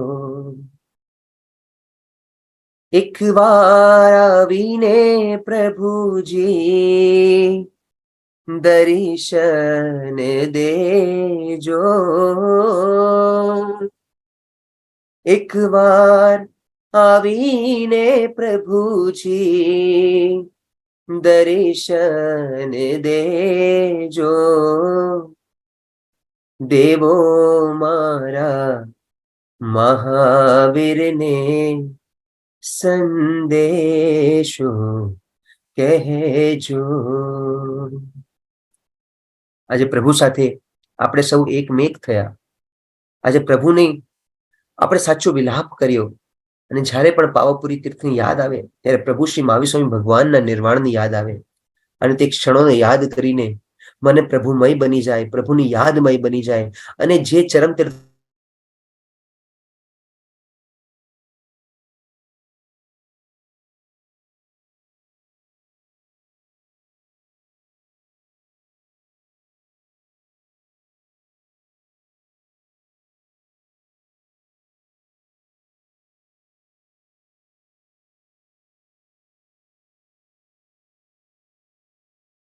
યાદ આવે છે.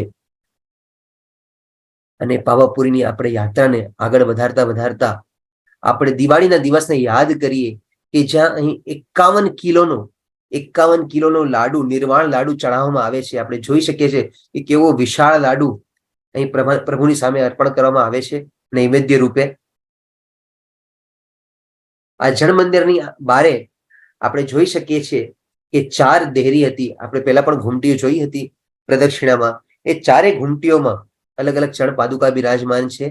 તેને આપણે જોઈ શકીએ છીએ કે પ્રદક્ષિણામાં બ્રાહ્મી, સુંદરી, ચંદ્રા આદિ 16 મહાસતીઓના વિશાળ ચરણ પાદુકા બિરાજમાન છે. તે 1875માં લુંકા ગચ્છના આચાર્ય શ્રી અજય રાજ સુરીશ્વરજી મહારાજાની નિશ્રામાં બાબુ પ્રતાપચંદસિંહજી તથા રાય બહાદુર ધનપતસિંહજી દ્વારા અહીં પ્રતિષ્ઠા કરવામાં આવ્યા હતા. આ પ્રદક્ષિણામાં સાથે સાથે આપણે જોઈ શકીએ છીએ કે 11 ગણધર ભગવંતોના પણ ચરણ પાદુકા બિરાજમાન છે શ્વેત આરસમાં. પછી પ્રદક્ષિણામાં દીપ વિજય ગણિવરેની ઈસવીસન 1679માં પ્રતિષ્ઠિત ચરણ પાદુકા અહીં બિરાજમાન છે. અને સાથે ચોથી ઘૂંટીની અંદર જીન કુશળ સુરેશ્વરજી મહારાજાની ઈસવીસન 1902માં પ્રતિષ્ઠિત ચરણ પાદુકા બિરાજમાન છે. સાથે સાથે 2 ભૈરવજીની પણ પ્રતિમા અહીં બિરાજમાન છે. ક્ષેત્રપાલ ભૈરવજી આદિની પ્રતિમા પણ બિરાજમાન છે આ જલ મંદિરની અંદર. જલ મંદિરથી આપણે હવે બહાર નીકળ્યા. આગળ જતા જતા પાવાપુરીમાં દિગંબર સિદ્ધ ક્ષેત્રના પણ 7 મંદિરો છે. એ પરિસરની અંદર 7 મંદિરો છે જેનું નિર્માણ 19મી સદીના એકદમ એન્ડમાં થયું હતું.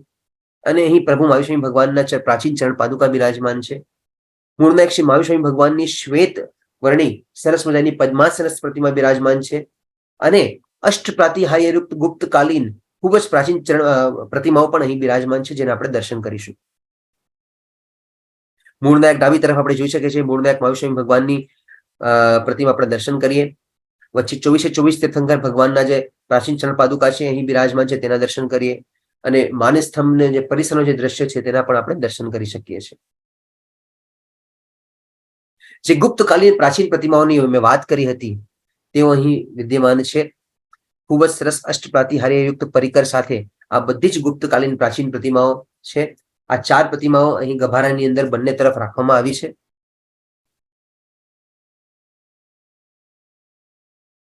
અને હવે પાવાપુરીથી આગળ નીકળીને આપણે ગુણિયાજી તીર્થ તરફ પ્રસ્થાન કરીએ છીએ. અને ગુણિયાજી તીર્થની આપણે યાદ કરીએ તો ગૌતમ સ્વામી ભગવંતની યાદ આવે. અને જ્યાં ગૌતમ સ્વામી મહારાજને કેવળ જ્ઞાન ઉત્પન્ન થયું હતું એવી આ અદ્ભુત ગુણિયાજી તીર્થની ભૂમિ છે કે જે પાવાપુરથી 20 કિલોમીટર અને નવાદાથી માત્ર 3 કિલોમીટર દૂર છે. અને અહીં પ્રભુ મહાવીર ભગવાને દેશવર્મા નામના બ્રાહ્મણને પ્રતિબોધ કરવા માટે ગૌતમ સ્વામીને મોકલ્યા હતા. અને જ્યારે પાછા વળતા ગૌતમ સ્વામી ભગવંતને સમાચાર પ્રાપ્ત થઈ છે કે પ્રભુ શ્રી મહાવીર સ્વામી ભગવંતનું નિર્વાણ થયું છે. અને ત્યાં ગૌતમ સ્વામી મહારાજે વિલાપ કર્યો હતો. અને વિલાપ કરતા કરતા તેમને પશ્ચાતાપ થયો, જાણ થઈ અને તેમને સમજાણું કે પ્રભુએ કેમ તેમને મોકલ્યા હતા. અને તેમનું જાણ થતા, સમજણ થતા અને તેઓ ક્ષપક્ષણી પહોંચતા તેમને કેવળ જ્ઞાન ઉત્પન્ન થયું. અને તે જ આ અદ્ભુત ગુણિયાજી તીર્થની ભૂમિ છે કે જ્યાં એક સમયે ગુણશીલ વન નામનું એક વન હતું અને જ્યાં ગૌતમ સ્વામી મહારાજને કેવળ જ્ઞાન પ્રાપ્ત થયું હતું. અને તેના દ્વારા આજે નામ થયું છે ગુણિયાજી તીર્થ. અહીં પાવાપુરીના જળ મંદિર જેવો જ મંદિર બનાવવાનો પ્રયત્ન કરવામાં આવ્યો હતો. વચ્ચોવચ્ચ સરોવરની વચ્ચે અજનાલય હતું અને એમાં મહાવીર ભગવાન મૂળનાયક રૂપે બિરાજમાન હતા. કે ગૌતમ સ્વામી મહારાજનું પણ તીર્થ છે છતાં પણ વિનય કેવો કે મહાવીર ભગવાન મૂળનાયક છે. અને નીચે ગૌતમ ગણધરની ગુરુમુદ્રામાં પ્રતિમા નીચે પ્રતિષ્ઠિત છે. અને અહીંયા લગભગ 17મી સદીની પ્રાચીન ગૌતમ ગણધરની પ્રાચીન ચરણ પાદુકા અહીં બિરાજમાન છે. અને સમયમાં આ પણ તીર્થનો જીર્ણોદ્ધાર થતો રહ્યો. 19મી સદીમાં રાય બહાદુર ધનપતસિંહજીની ધર્મપત્ની પ્રાણકુંવરજી દ્વારા અહીં સાગરચંદ ગણી દ્વારા અહીંનો જીર્ણોદ્ધાર કરવામાં આવ્યો હતો. અહીં ગુણિયાજી તીર્થમાં એમાં ગૌતમ સ્વામી મહારાજ આપણે દર્શન કરી શકીએ છીએ જે પરમાત્મા શ્રી મહાવીર સ્વામી ભગવાનથી એક લેવલ નીચે તેમની સ્થાપના કરવામાં આવી છે. એની સાથે સાથે 4 ખૂણામાં દેરીઓમાં 20 તીર્થંકર પરમાત્માઓ, એમાં ખાસ કરીને નેમિનાથ ભગવાન, આદિનાથ ભગવાન, વાસુપૂજ્ય સ્વામી ભગવાન આદિની પ્રાચીન ચરણ પાદુકા બિરાજમાન છે. અને પાછળથી અહીં એક દિગંબર પ્રતિમા પણ સ્થાપિત કરવામાં આવી છે મહાવીર સ્વામી ભગવાનની. આ જનાલય જે મેં કીધું જે જલ મંદિર જેવું હતું એ સંપૂર્ણપણે અત્યારે ઉતારી દેવામાં આવ્યું છે. અને ત્યાં નવા જીર્ણોદ્ધારનું કાર્ય પ્રારંભ છે. એ નવો જીર્ણોદ્ધારમાં કેવું લાગશે એનું પણ આપણે આગળ જોશું. પહેલા આપણે પ્રાચીન ગણધર ભગવંતો અને તીર્થંકર ભગવંતોના ચરણ પાદુકાના દર્શન કરીએ. નમો જીર્ણાનમ. આપણે બંને તરફ આપણે જોઈ શકીએ છીએ કે અહીં ગણધર ભગવંતોના પ્રાચીન ચરણ પાદુકા છે અને અહીં તીર્થંકર ભગવંતના ચરણ પાદુકા છે. આ બધા અત્યારે પ્રણગત એક રૂમમાં રાખેલા છે અને અહીં સંપૂર્ણપણે જીર્ણોદ્ધારનું કાર્ય ચાલી રહ્યું છે. અને પહેલા જીર્ણાલય આવું દેખાતું હતું અને અત્યારે એનું જીર્ણોદ્ધારનું કામ ચાલી રહ્યું છે. ત્યારબાદ કેવું દેખાશે એના આપણે અહીં દર્શન કરી શકીએ છીએ. હજી પણ આનું કાર્ય ચાલુ છે. અમુક વર્ષો પછી આનું જીર્ણોદ્ધાર સંપૂર્ણ થશે. ગુણિયાજી તીર્થથી આગળ નીકળીને હવે આપણે બિહાર શરીફ તીર્થ તરફ જઈએ. આ તીર્થ એવું છે કે અમુક લોકોને ખબર જ નહીં હોય કે આવું એક તીર્થ પણ છે બિહાર શરીફ નામનું, અને તે કેટલું પ્રાચીન છે તેનો આપણે જાણવાનો પ્રયાસ કરીએ. કે નાલંદ નદી છે અને પૂર્વે આને અલગ અલગ નામો હતા. ઉદંડપુર, ઉદંડ વિહાર અને બિહારના નામે આ પ્રસિદ્ધ હતું. અને આગળ જતા મુસલમાનોનું આક્રમણ થયા બાદ અને મુસલમાનોનું શાસન બાદ અહીં બિહાર શરીફ નામ આનું નામ પ્રખ્યાત થયું. આ પરમાત્મા મહાવીર સ્વામી ભગવાનની વિચરણ ભૂમિ છે અને અહીં નજીકમાં છમ્મન ગામ છે જે પ્રાચીન કાળમાં છમ્માણી ગામ હતું કે જ્યાં પ્રભુ મહાવીર સ્વામી ભગવાનના કાનમાં ખીલા ઠોકવાનો ઉપસર્ગ થયો હતો. અહીં મહતિયાણ જાતિના જૈન શ્રાવકોની ખૂબ બહુલતા હતી પેલાના સમયમાં અને તેઓએ અહીં તો જિનાલયના નિર્માણ કરાવ્યા છે, સાથે સાથે પાવાપુરી આદિ તીર્થો, વિપુલાચલ ગીરીના તીર્થો, આ બધાનો જીર્ણોદ્ધાર અહીંના શ્રાવકોએ કરાવ્યો હતો. 13મી સદીમાં અહીં મહાવીર સ્વામી ભગવાનનું એક જિનાલય નિર્માણનો ઉલ્લેખ આપણને પ્રાપ્ત થાય છે. એક સમયમાં અહીંયા ઘણા બધા જિનાલય હતા અને લગભગ 19મી સદી સુધી 3 જિનાલય હતા, પણ આજે માત્ર એક જ જિનાલય અહીં વિદ્યમાન છે. એમાં એ જે છે ચૌખંડી વિસ્તારમાં આદિનાથ ભગવાનનું 3 શિખર યુક્ત આ સરસ મજાનું જિનાલય છે જેને આપણે દર્શન કરીશું. જે મૂળનાયક ભગવાનની પ્રતિષ્ઠા છે થઈ છે એ 19મી સદીમાં 1854માં થઈ હતી. તેને આપણે દર્શન કરી શકીએ છીએ. નમો જીર્ણાનમ. અને ખાસ કરીને આ તીર્થ એટલે પ્રખ્યાત છે એ ખૂબ જ પ્રાચીન વસ્ત્રયુક્ત શાંતિનાથ પરમાત્માની કાળા પાષાણમાં એવી સરસ મજાની પ્રાચીન પ્રતિમા અહીં બિરાજમાન છે. અહીં આદિનાથ ભગવાનની પણ ત્રિતીર્થી રૂપ એક સરસ મજાની પ્રતિમા બિરાજમાન છે અને અહીં 3 ગભારા છે અને 3 ગભારામાં કુલ મળીને 11 જ્યોતિર્લિંગ બિરાજમાન છે. અહીં 18મી સદીના ખૂબ જ પ્રાચીન શાંતિનાથ ભગવાન અને પાર્શ્વનાથ ભગવાનના ચરણ પાદુકા પણ બિરાજમાન છે. અને જેમ કહ્યું મેં કે અહીંના શ્રાવકો મહતિયાણ જ્ઞાતિના શ્રાવકો હતા અને તેઓ પોતાનું લિનિયેજ ભરત ચક્રવર્તી મહારાજાથી માનતા હતા કે તેઓના પૂર્વજો ભરત ચક્રવર્તી મહારાજાના વંશજો કહી શકાય તેવી રીતે પોતાની જાતને માનતા હતા અને તેના દ્વારા પાવાપુરીના આદિ તીર્થોનો જીર્ણોદ્ધાર કરવામાં આવ્યો હતો. બિહાર શરીફ તીર્થથી આગળ વધતા હવે આપણે સમેત શિખરની તલેટી સુધી પહોંચી ગયા છે જે પાલગંજ તીર્થ છે. એ પાલગંજ તીર્થમાં ખૂબ જ પ્રાચીન પાર્શ્વનાથ ભગવાનની પ્રતિમા બિરાજમાન છે. તેની હવે આપણે યાત્રા કરીશું. મધુબન એટલે શિખરજીની તલેટી જેને આપણે કહીએ એનાથી માત્ર 15 કિલોમીટર દૂર છે અને રુજુવાલિકાથી 6 કિલોમીટર દૂર છે અને અહીં શિખરજીની પ્રાચીન તલેટી હતી. લોકો પહેલા યાત્રા અહીંથી પ્રારંભ કરતા હતા અને અહીંયા નાનકડું જિનાલય પણ હતું. અહીંના મૂળનાયક શ્રી પાર્શ્વનાથ પ્રભુ 1600 વર્ષ પ્રાચીન છે અને બહુ સરસ મજાની ગુપ્તકાલીન પ્રતિમા છે. એની આપણે આગળ વાત કરશું. અને આ પ્રતિમા પાલગંજના રાજાને સ્વપ્નથી મધુબનમાં પ્રાપ્ત થઈ હતી અને ત્યારબાદ એટલે આજે ત્યાં મધુબન જ્યાં થાનું છે, મધુબન પોલીસ સ્ટેશન છે, એ જ સ્થળથી પ્રાપ્ત થઈ હતી અને અહીં આજે પાલગંજમાં સ્થાપના કરવામાં આવી છે. એ અદ્ભુત પ્રતિમાના દર્શન કરીએ. નમો જીર્ણાનમ. પાર્શ્વનાથ ભગવાનની સરસ મજાની અદ્વિતીય ધ્યાનસ્થ મુદ્રામાં એવી પ્રાચીન પ્રતિમાના દર્શન કરીએ. સુંદર શિવસનું અહીં અંકન કરવામાં આવ્યું છે. અહીં આપણે જોઈએ નીચે પબાસણથી શરૂ કરીએ કે નીચે બંને તરફ સિંહ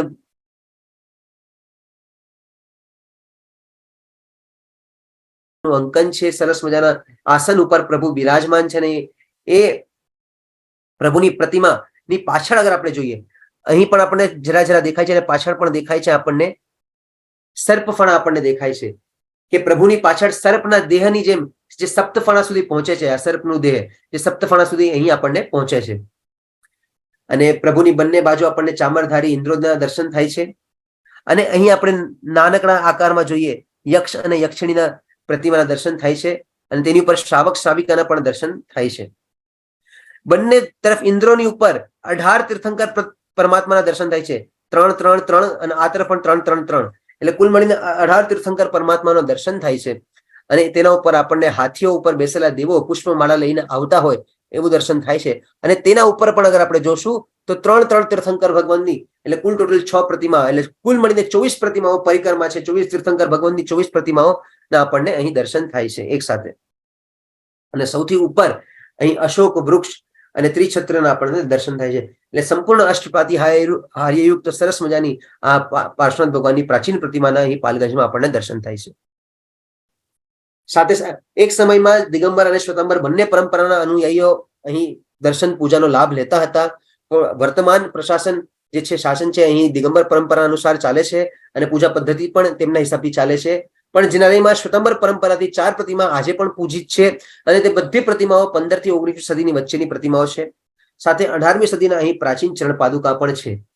આની સાથે સાથે આપણે આજની યાત્રા સંપૂર્ણ કરીએ છીએ પૂર્ણ કરીએ છીએ કે આપણે આજે પાવાપુરથી લઈને પાલગંજ સુધીની યાત્રા કરી અને સમેત શિખરની તળેટી સુધી પહોંચી ગયા છે. અને આવતા સેશનમાં આપણે સમેત શિખર મહાતીર્થની યાત્રા કરીશું, રુજુવાલિકા તીર્થની યાત્રા કરીશું, જાણશું કે તેના ગાઢ રહસ્યો અને તેની પ્રાચીનતા વિશે અને તેના સ્થાપત્ય વિશે આ બધાની વાત આપણે આવતા સેશનમાં કરશું. અને આજે અહીં સેશનનો આપણે અંત કરીએ. જે જિલ્લાના વિરુદ્ધ કાંઈ પણ બોલાવવાનું હોય તો ક્ષમા માંગુ છું. મિચ્છામિ દુક્કડમ. જે કોઈને પણ કોઈ પ્રશ્ન હોય તે અહીં જણાવી શકે છે.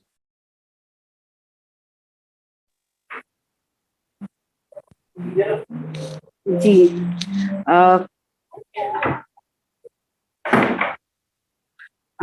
અર્પિતભાઈ, ખૂબ ખૂબ આભાર આપનો.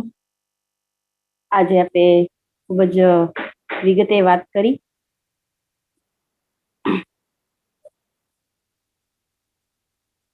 તીર્થોની ખૂબ જ વિગતે સરસ વાત કરી. પાવાપુરી તીર્થ, ગુણિયાજી તીર્થ, બિહાર શરીફ તીર્થ, પાલગંજ તીર્થ, આ 4 તીર્થોની આપણે વાત કરી. અને ખાસ તો પ્રભુની નિર્વાણ કલ્યાણ ભૂમિની જે ક્ષણોમાં અદ્ભુત ક્ષણોમાં આપણને લઈ ગયા અને ત્યાં જ એક ભાવ વિભોરતાનું વાતાવરણ સર્જાયું અને અમે સૌ ત્યાં જ થંભી ગયા. એટલે આ ખૂબ જ અદ્ભુત કહેવાય એવી ક્ષણોમાં આપણે અમને લઈ ગયા.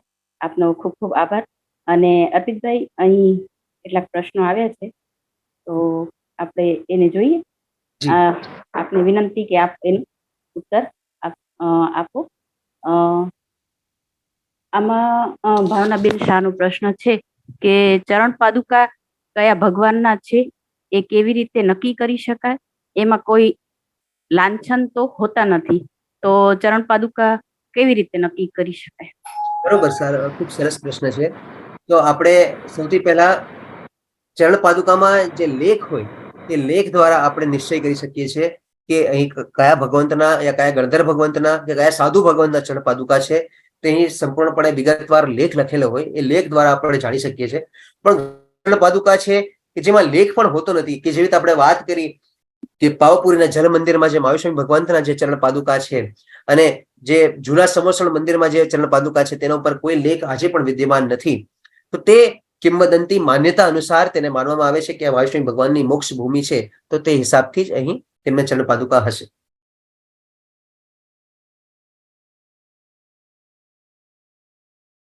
આપનો અવાજ નથી આવતો.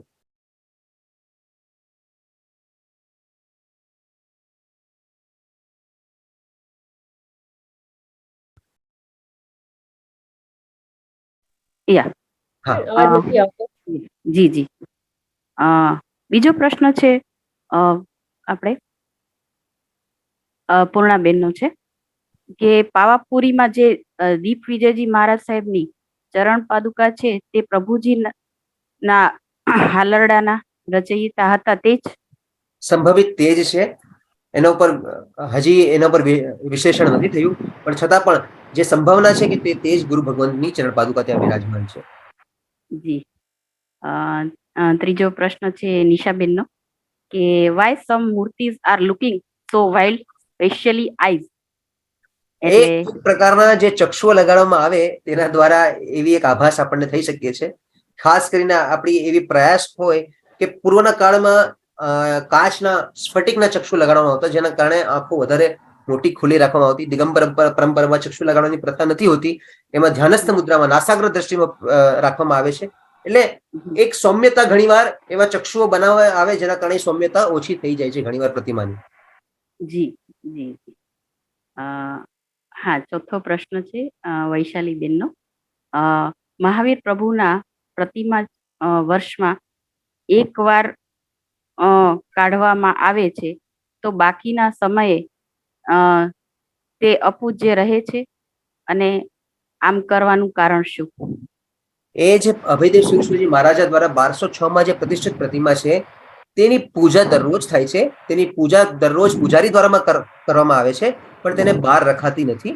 એના ઘણા બધા કારણો છે, જે કારણો અહીં હું તમને નહીં કહી શકું, કેમ કે થોડીક આમાં સાંપ્રદાયિક માન્યતાના અલગ અલગ દ્રષ્ટિકોણ છે, કેમ કે બંને સંપ્રદાય પોતપોતાના હિસાબથી ત્યાં પૂજા કરે છે.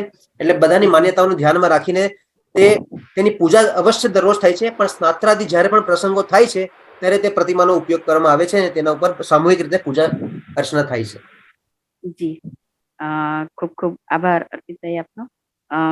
આજે આપણે અહીં અત્યારે હવે પ્રશ્નો બધા પૂરા થઈ ગયા છે, તો આજનું સેશન આપણે અહીં જ પૂરું કરીએ. અને હવે આ તીર્થોનું ફોર્થ જે સેશન છે એ આપણે લેવાનું છે, તો એ પ્રમાણે આપણે ત્યારે મળીએ. એક મિનિટ જી. અર્પિતભાઈ, ખૂબ જ સરસ રહ્યું, અને ઘણા વખતથી ઈચ્છા હતી પાવાપુરીની, તો તમે તો અમારા બધાના ઘરે ફરી એકવાર દિવાળી લઈ આવ્યા છો, એવો મને આનંદ થયો છે. તો ખૂબ આભાર તમારો. અને બિપિનભાઈ પણ અહીંયા રહીને ખૂબ જ વખાણ કરી રહ્યા છે કે અર્પિતભાઈ જયારે બોલતા હોય છે ત્યારે ખૂબ ભાવ વિભોર થઈને બોલતા હોય છે, અને ભાવ વિભોર થવાને કારણે અમે તીર્થની ખરા અર્થમાં ભાવ યાત્રા એને કારણે કરી શક્યા. ખૂબ આભાર.